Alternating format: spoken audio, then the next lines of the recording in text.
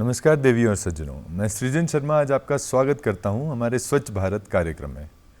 दोस्तों, विद्यार्थियों के जीवन में अध्यापक कितना महत्व रखते हैं ये तो हम सब जानते ही हैं, पर एक अध्यापक का जो रोल है, जो उनका काम है, क्या वो सिर्फ किताबी ज्ञान तक सीमित है या फिर उससे बढ़कर भी है? दोस्तों, आज का जो हमारा टॉपिक है वो है सतत शिक्षक समुदाय स्वच्छ भारत की ओर।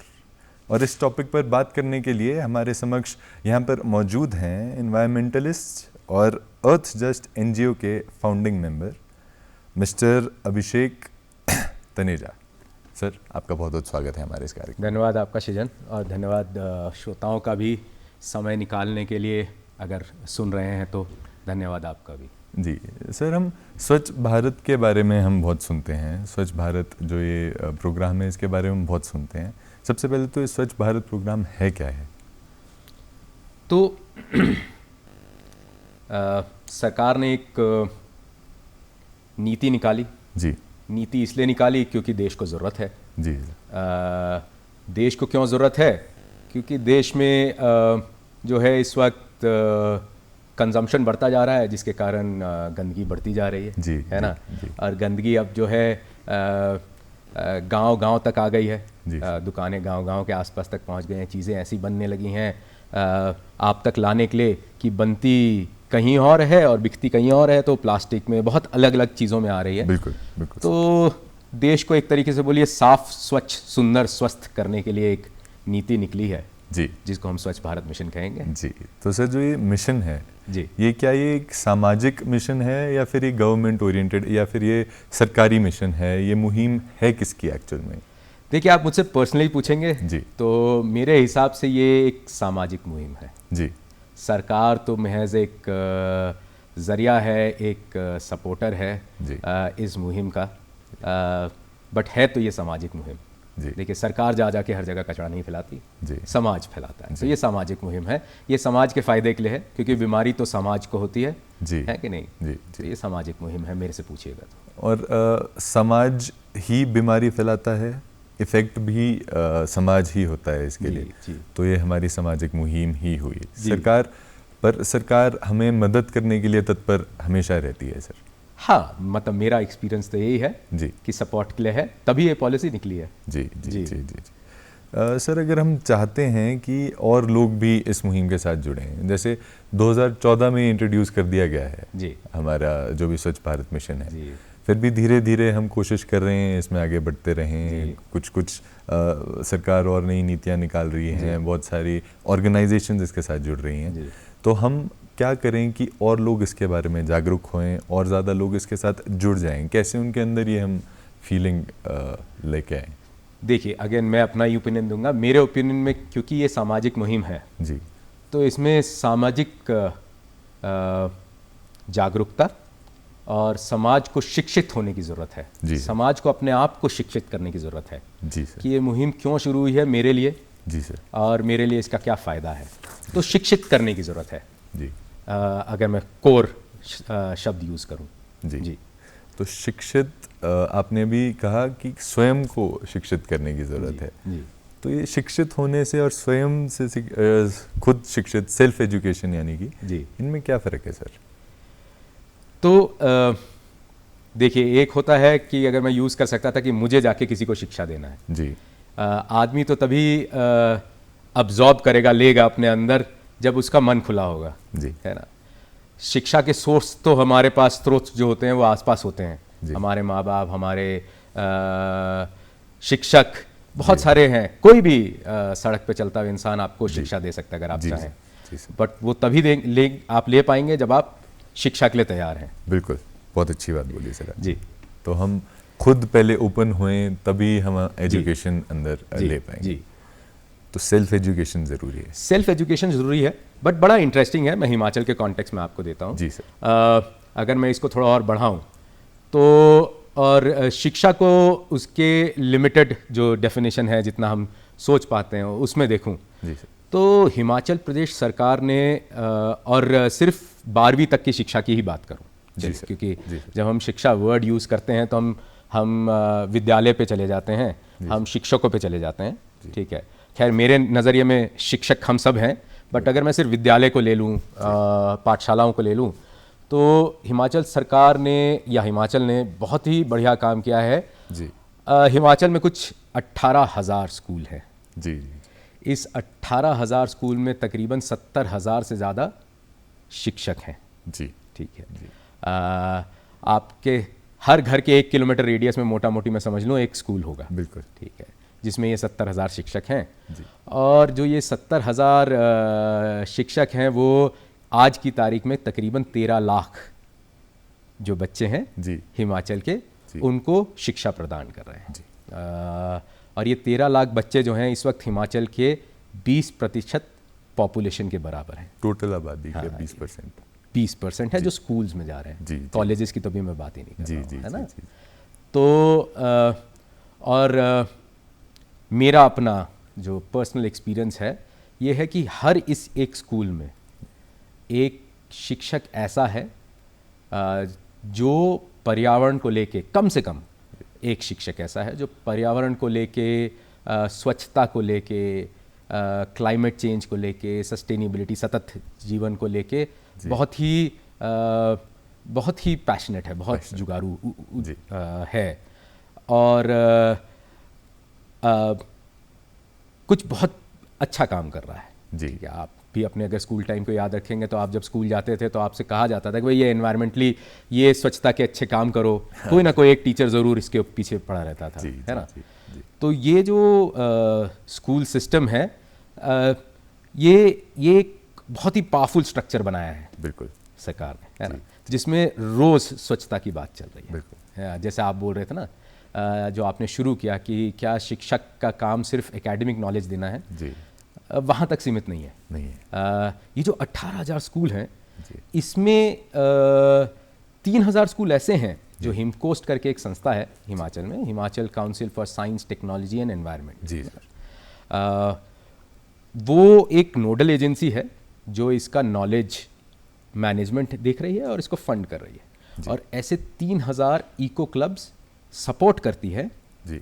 जहाँ पे जो शिक्षक है जी। वो जाके ना सिर्फ पर्यावरण की किताबी बातें कर रहा है जी। बट वो काम कर रहा है बच्चों के साथ मिलके, जी। जी। है ना।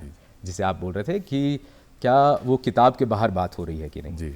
तो वो किताब के बाहर करके दिखा रहे हैं। जी। जी। ये 3,000 एजुकेटर्स तो एटलीस्ट मैं इनका जानता हूँ, बट मेरा अपना बिलीफ है कि 18 के 18,000 स्कूल्स में एक टीचर है पर 3,000 तो एक्चुअली मॉनिटर्ड तरीके से कर रहे हैं। बहुत ही ज़बरदस्त स्ट्रक्चर बनाया है 18,000 स्कूल को और स्ट्रेंथन करने के लिए, ऐसे एजुकेटर्स को स्ट्रेंथन करने के लिए। जी।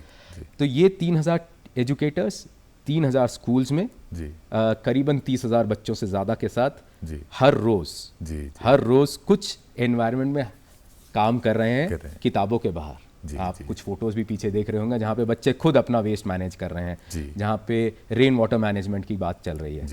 तो अगर मैं देखूँ स्वच्छ भारत मिशन और जो आपने पहला सवाल पूछा था, तो ये 13 लाख बच्चे रोज़ कोई एक शिक्षक उनको इन्फ्लुएंस कर रहा है। तो ये 20% पॉपुलेशन तो डायरेक्टली शिक्षकों के थ्रू इन्फ्लुएंस हो रही है और ये घर जा रहा है अपने माँ बाप से अगर शेयर करे और शेयर कर भी रहा होगा तो मेरे ख्याल से एक स्ट्रक्चर बहुत प्यारा बना है जो स्वच्छ भारत मिशन को स्ट्रेंथन करने के लिए बना हुआ है, जहाँ पे 20% ऑफ द पॉपुलेशन को रोज़ कोई बात कर रहा है और 80% ऑफ द पॉपुलेशन को कहीं ना कहीं जाके समझा रहा है, जागरूक करने की कोशिश कर रहा है, से उन तक वो बात पहुंच रही है। क्योंकि एडवर्टाइजिंग एजेंसी भी बच्चों के ऊपर फोकस करती है है ना, कैच दम यंग जिसे कहते हैं। क्योंकि बच्चे को करते हैं कि भैया तुम चिप्स खाओ, तुम ये खाओ, तुम वो खाओ, वो डिफाइन करता है कि माँ बाप क्या डिसीजन लेते हैं। तो मेरा अपना फीलिंग है कि कहीं ना कहीं एक स्ट्रॉन्ग स्ट्रक्चर जो बना हुआ है गवर्नमेंट का एजुकेशन का, ये कहीं ना कहीं पॉजिटिवली स्वच्छ भारत की तरफ बहुत अच्छा इम्पैक्ट कर रहा है। खूबसूरत बात बोली आपने सर कि अगर बच्चों को उनके इनिशियल ईयर्स में ही इस इतनी बड़ी चीज़ के बारे में जागरूक कर दिया जाएगा तो इवेंचुअली वो आगे जब बात करेंगे आपस में उसी ऊर्जा के साथ वो आपस में बात करेंगे और इस चीज़ को आगे लेकर जाएंगे और बहुत पीढ़ियों तक फिर ये चीज़ आगे जाएगी। हाँ, तो मैं आपसे वही पावर ऑफ एजुकेशन की बात कर रहा हूँ, पावर ऑफ एजुकेटर्स की बात कर रहा हूँ। तो पावर ऑफ एजुकेशन तो डायरेक्टली 20% ऑफ द पॉपुलेशन जो स्वच्छ भारत के लिए आपको समाज चाहिए, 20% समाज तो स्कूलों में जा रहा है जिन पे रोज़ बात हो रही है। जी। तो सर एजुकेशन तक पहुँच जाते हैं काफ़ी लोग, जैसे हमने एजुकेशन की बात की कि स्कूलों में पढ़ाया जा रहा है वो तो है ही राइट, बट एक निजी जीवन में जो बाकी के लोग हैं या फिर वो 20% लोग भी हैं जो स्कूल जा रहे हैं, वो निजी जीवन में एग्जीक्यूशन तक पहुंचने के लिए क्या ऐसे चेंजेस कर सकते हैं, क्या ऐसी चीज़ें कर सकते हैं जिससे डेली बेसिस पर कुछ ना कुछ हम अपनी प्रकृति के लिए कुछ बढ़िया कर सकें, कुछ बेनिफिट कर सकें? तो मैं आपको ना एजुकेटर्स का एग्जांपल लेके अपने एक्सपीरियंस से देता हूँ। जी सर। ठीक है, क्योंकि यहाँ पे हम एजुकेटर्स पे हैं, सतत शिक्षक समुदाय की। बिल्कुल। तो ये जो पावर ऑफ एजुकेशन और जो 3000 में एजुकेटर्स की बात कर रहा हूँ, मेरे को अभी काफ़ी कुछ साल हो गए हैं एजुकेशन के साथ जुड़ के पर्यावरण पे काम करते हुए। मेरा पर्सनल एक्सपीरियंस है कि हिमाचल में वो बहुत फिनोमिनल एजुकेटर्स हैं जी, जो सबसे पहले स्वयं पे काम कर रहे हैं जी, स्वयं से समुदाय पे जा रहे हैं, समुदाय से समाज पे ले जाने की कोशिश कर रहे हैं, वॉक द टॉक जिसे कहते हैं, खुद पहले कर रहे हैं, जिसे कह रहे हैं प्रैक्टिस कर रहे हैं। मैंने 3-4 साल में और जब वो प्रैक्टिस कर रहे हैं जी, तो जब वो बच्चों के साथ भी कराते हैं जी, तो बच्चों को वो प्रैक्टिस जाता है, है ना। वो ना सिर्फ उसको किताबी लेवल पे छोड़ते हैं, बट उन्हें जिज्ञासा से जागरूकता और जागरूकता से जीवन शैली पे ले जाने की कोशिश करते हैं, है ना। हम पर्सनली एज एन ऑर्गेनाइजेशन 14 ऐसे एजुकेटर्स के साथ आजकल क्लोजली पिछले 3-4 महीने से बहुत क्लोजली काम कर रहे हैं, and they are very inspiring educators, बहुत इंस्पायरिंग हैं जो एजुकेटर्स हैं। मैं तो हफ्ते में हर रोज़ ही उसके ऊपर मेरी बातचीत चल रही होती है।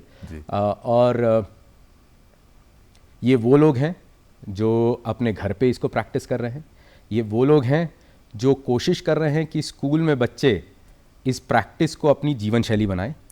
ये वो लोग हैं जो बात करते हैं कि भाई मेरा काम एज एजुकेटर बच्चे का माइंडसेट चेंज करना है, क्योंकि मुझे अगले 20 साल या 30 साल आगे एक इंसान को बना के देना है जिसको मुझे लगता है कि ये शैली ये उनका जीवन शैली बन जाए और आगे भी वो प्रैक्टिस को जारी रख सकें, आगे भी इस प्रैक्टिस को जारी रख सकें, क्योंकि ये कभी ख़त्म होने वाली प्रैक्टिस तो है नहीं सर। ये ख़त्म होने वाली कोई प्रैक्टिस तो आगे से आगे हमें बढ़ाते रहना पड़ेगा, आगे से आगे जो नए बच्चे आ रहे हैं उनको इम्प्रूव, फिर उनसे अगली पीढ़ी के लिए तो ये चलता रहेगा सर। हाँ, मतलब ये वो है।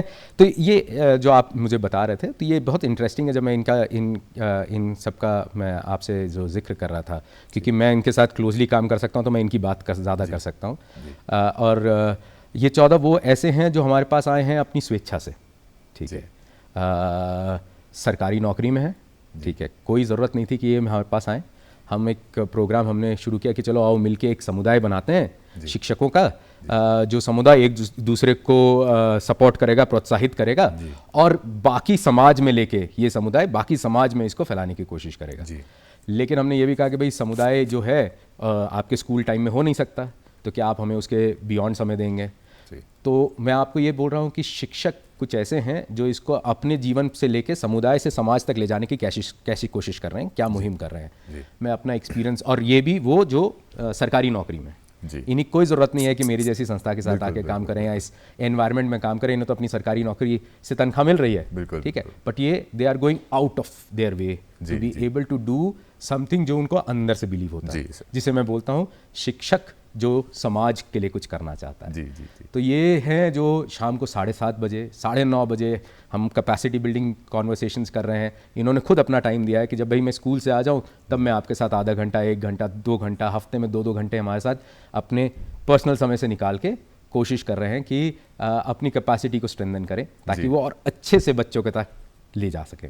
तो ये है सर जो जैसे एजुकेटर्स जिनकी आप बात कर रहे हैं, तो एजुकेटर्स के लिए सरकार ने कुछ प्रोविजंस भी हैं उनके कि उनको इनकी मदद करने के लिए सरकार ने कोई योजनाएं भी निकाली हैं।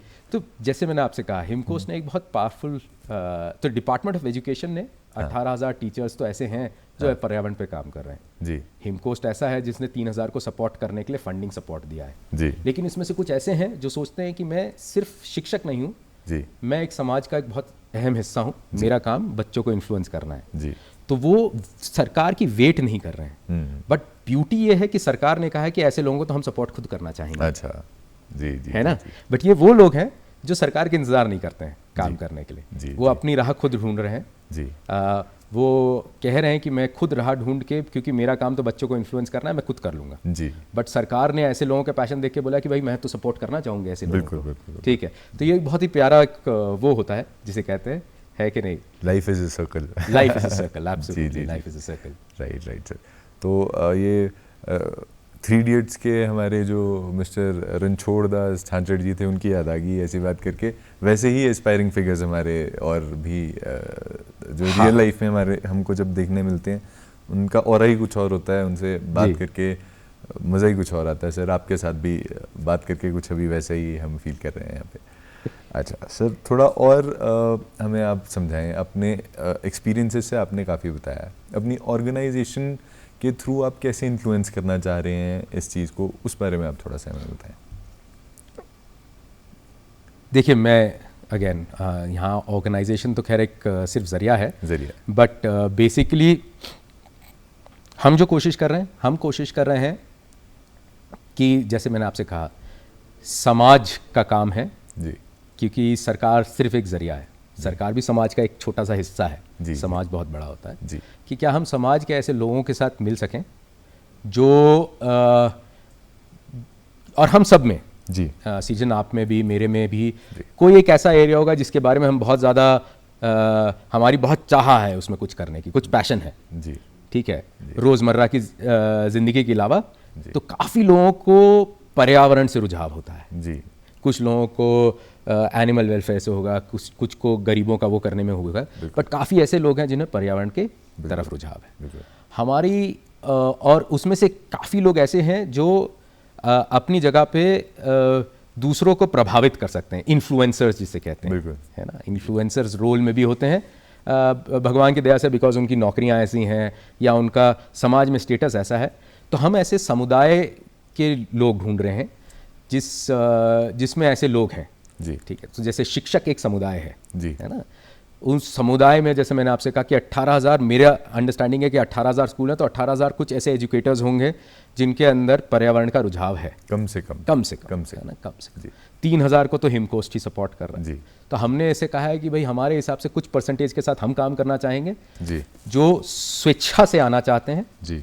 और क्योंकि मेरा अपना एक्सपीरियंस और संस्था का कुछ एक्सपीरियंस है, तो हम उनके साथ 6 महीने 1 साल की एक जर्नी में जाना चाहेंगे जिसमें हम उनको हम इन्हें चेंज मेकर्स बोल रहे हैं, हम उन्हें जो एनवायरनमेंट चेंज मेकर्स या सतत चेंज मेकर्स बोल रहे हैं, उनको हम सस्टेनेबिलिटी लीडर्स की जर्नी में जाना चाहते हैं। ठीक है, मेरा भी 15-20 साल का एक्सपीरियंस है, वो एक्सपीरियंस एक तरीके समझ लीजिए एक शेयर करना चाह रहे हैं, जिसमें वो इस मुहिम को और स्ट्रॉन्ग कर सकें।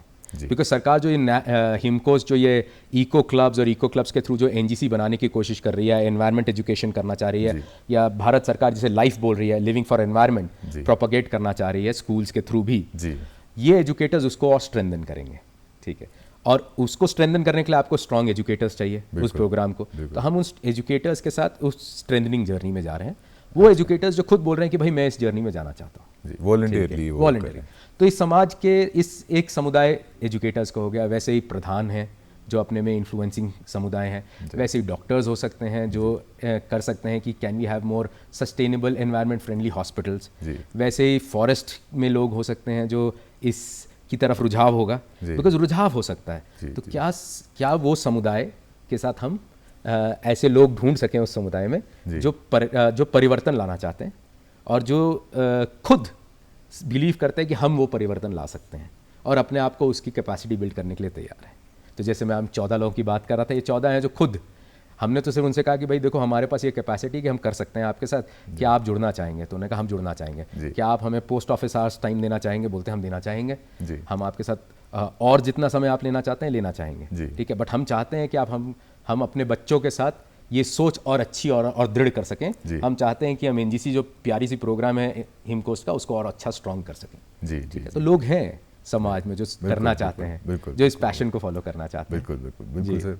मेरे को याद आता, बिल गेट्स का हम बात ले लें तो बिल गेट्स खुद भी बहुत इसमें वो कर रहे हैं, जो दुनिया के one of the richest people हैं। तो वो इतने उस मुकाम पर होके भी जब इसकी तरफ इतना ज़्यादा वो रुझान ले रहे हैं, वो साउथ अफ्रीका में सीवेज वाटर ट्रीटमेंट वगैरह ऐसी चीज़ों के ऊपर बहुत काम कर रहे हैं। तो सब बड़े बड़े लेवल के लोग भी इस लेवल पे काम कर रहे हैं। तो हर इंसान लेवल तो क्या सर, बस वो ये जो इंसान अपने हिसाब से जितना कर सकता है उसे वो उतना ज़रूर कर देना चाहिए। तो मैं आपको लेवल से एक बहुत प्यारी बात मुझे याद आई। कल ही एक हमारे एजुकेटर, उनसे बातचीत चल रही थी और उनको तो इको क्लब का सपोर्ट भी नहीं है, जी। प्राइमरी स्कूल में पढ़ाते हैं। जी। और उन्होंने जो रियलाइजेशन है, और ये एक नहीं है, इन 14 एजुकेटर्स का धीरे धीरे बहुत प्यारा निकल के आ रहा है कि देखो हम तो बहुत पावरफुल पोजीशन ऑफ इन्फ्लुएंस में हैं। जी। तो मेरा काम नीम लगाना नहीं जी। है, मेरा काम तो है कि मैंने वो सोच बदलनी है। चाहे मैं एक नीम लगाऊं, पर क्या मैं उस बच्चे की वो सोच बदल सकता हूँ? ठीक है। और ये एक एजुकेटर सिर्फ नहीं बोल रहे हैं, मुझे तो सुनील जी का सिर्फ नाम याद आया। ऐसे बहुत सारे एजुकेटर्स हैं जिन्होंने कहा कि भाई मेरा जो लेवल है या जो मेरा रोल है सोसाइटी में इन्फ्लुएंसर का है, तो क्या इस जरिए से और बच्चों का हाथ गंदा करा के, जैसे हम बोलते हैं ना, बच्चों के हम सबके 4 तरीके हैं सीखने के, visual, audio, reading and kinaesthetic, हाथ गंदा करके, है ना। तो क्या मैं ये चारों बच्चों के साथ यूज़ करके, सारे टीचर्स बोल रहे हैं कि क्या इनको यूज़ करके मैं इस जर्नी में और अच्छा ले जा सकता हूँ, ताकि वो अच्छे ग्रीन सिटीजन्स बन सकें इस हिमाचल के। जी। तो हम कोशिश कर रहे हैं एज अ संस्था कि हम हिमाचल में जो ये सतत जीवन प्रणाली थी, simple living, environment friendly living, क्या हम उसको रिकल्टिवेट कर सकते हैं। तो हम क्या अब ये हम सतत जीवन प्रणाली को दोबारा लाने की कोशिश कर रहे हैं। जी। इन समुदाय के लोगों के साथ। जी। शिक्षक एक समुदाय है, प्रधानों का एक समुदाय है, फॉरेस्ट का एक अलग समुदाय है, तो ये ऐसे अलग समुदाय के लोगों के साथ। सर अब आज की डेट में हम देखें तो जैसे पहले के समय में हमारा होता था, आज से कुछ समय पहले जब अर्बनाइजेशन टेक ओवर कर ही रही थी जी। उस टाइम पे बहुत सारे लोग शहर की भीड़ की तरफ भाग रहे थे। बहुत सारे हमारे डिज़ाइंस, बिल्डिंग्स हमें कुछ अलग अलग अतरंगी तरीके की दिखने लग गई थी, कपड़े लोगों के कुछ अलग अलग तरीके के होने लग गए थे। पर अब हम धीरे धीरे देख रहे हैं लोगों का फैशन का सेंस, कपड़े पहनने का सेंस भी धीरे धीरे वापस जैसा हुआ करता था किसी ज़माने में वैसा हो रहा है। बिल्डिंगें हमारी दोबारा से, जैसे सस्टेनेबल बिल्डिंग की आपने बात की, दोबारा से वैसी दिखने चालू हो गई हैं, फिर से कुछ एक हद तक हो गई हैं। और लोग जितना शहर की तरफ भागते थे, अब सब लोग सोलेस चाहते हैं, पीस चाहते हैं, आराम चाहते हैं। तो सारे लोग हमारे रूरल एरियाज़ की तरफ, हमारे गांव की तरफ आ रहे हैं। हिमाचल में खासकर सर होम स्टेज में हम देखते हैं इतनी ज़्यादा वो हो रही है, प्रोग्रेस हो रही है। तो सर लोग कहीं ना कहीं at the back of their mind वो जानते हैं कि हमने बहुत ज़्यादा पोल्यूशन कर दिया है, बहुत ज़्यादा वो कर दिया है, अब हम वापस थोड़ा प्रकृति की ओर चलते हैं। जी बिल्कुल इंटरेस्टिंग है। तो जैसे आप, और इसी एक नब्ज़ है जिसको हम पकड़ के, जिसमें हम कह सकते हैं कि हम जिन लोगों के साथ काम करना चाह रहे हैं, बिकॉज कहीं ना कहीं ये जागरूकता तो हो रही है कि हमें ज़रूरत है जी, पर वो इकोसिस्टम नहीं है कि हम जाके करें कैसे। जी ठीक है। तो कोशिश वो भी चल रही है कि ऐसे लोग जो बिलीव करते हैं कि हमें इस राह में जाने की ज़रूरत है, आप जैसे सपोज आर्किटेक्ट हैं जी, तो बहुत सारे ऐसे आर्किटेक्ट अगर आपके साथ जुड़ जाएं जो बात करें कि चलो हम कोशिश वापस करते हैं कि सस्टेनेबल आर्किटेक्चर करना चाहते हैं, तो मुझे ऐसे फीलिंग है कि सृजन के लिए और अच्छा फील होगा कि मैं भी इस राह में जाना चाहता हूँ और मुझे और दोस्त मिल रहे हैं जिसके साथ कर सकूं। और अगर सृजन जैसे आर्किटेक्ट सोचना शुरू कर दें ग्रीन बिल्डिंग्स के बारे में, सस्टेनेबल बिल्डिंग्स के बारे में, तो मेरे ख्याल से लोग उसको इम्प्लीमेंट करना आसान हो जाएगा। सर अंत में हम आपसे कुछ जो कंक्लूजन आप हमारी जनता को देना चाहेंगे, कुछ आप जो लास्ट के कुछ शब्द जो आप चाहते हैं कि लोग साथ लेकर जाएं, वो तो बताएं प्लीज। 2 चीज़ें। एक चीज़ कि मेरा अपना ऑब्जर्वेशन काम करने का है कि अगर लोग हैं करने वाले तो उनके साथ जुड़ने वाली सरकार है जी, है ना, उनके साथ जुड़ने वाले बहुत सारे और हिमकोस्ट है, सरकार है, बहुत सारे और लोग हैं जो जुड़ जाते हैं। दूसरा जो है, जो बहुत कम शब्दों में मैं क्लोज करना चाहूँगा कि देखिए 2 सेनाएं खड़ी हैं, एक रावण की सेना है, एक राम की सेना है। रावण की सेना है जिसमें आप कचरा फैला हुआ है, कचरा से जुड़ी हुई बीमारी फैली हुई है, और आज ही पेपर में आया है कि भाई हिमाचल में cancer rate is higher than national average. National average में ग्रोथ है कैंसर का 0.8%, हिमाचल में 2.2% है। अच्छा। तो वो रावण की सेना है। क्यों बढ़ रहा है? भाई कचरा है और कचरे के कारण बीमारी है। दूसरी तरफ राम की सेना है जिसमें शिक्षा है, शिक्षक हैं और सरकार है। मतलब मैं सरकार में बहुत अच्छे लोगों से मिला हूँ, डिपार्टमेंट ऑफ रूरल डेवलपमेंट जो स्वच्छ भारत मिशन देखते हैं, वही कहते हैं कि भाई अगर एजुकेटर करना चाहते हैं तो मैं उनको सपोर्ट करना चाहूँगा। तो सरकार है जो कह रही है कि चलो भाई मैं आपकी इस सेना का पार्ट हूँ, तो एज समाज आपकी चॉइस है कि आप रावण की सेना ज्वाइन करें या राम की सेना ज्वाइन करें। कहीं ना कहीं तो जाना ही पड़ेगा, कहीं ना कहीं तो जाना ही पड़ेगा। जी सर, हमें बहुत अच्छा लगा सर आज आपसे बात करके। आपने हमें बहुत ज़्यादा ज्ञान आज हमें दिया है और बहुत सारी नई नई बातें हमें आज जानने को मिली जी। और इसी के साथ दोस्तों हम आप सबसे विदा लेते हैं स्वच्छ भारत मिशन की ओर। हम चाहते हैं ज़्यादा से ज़्यादा लोग जुड़ें और ज़्यादा से ज़्यादा अध्यापक इस चीज़ को अपनाएं और अपने स्टूडेंट्स तक ये बात पहुंचाएं। और ये जो हमारी आज बात हुई है उस चीज़ को अपने पास गांठ बांध लें और ज़िंदगी भर उस चीज़ को याद रखें। धन्यवाद। धन्यवाद आप सबका, धन्यवाद। धन्यवाद।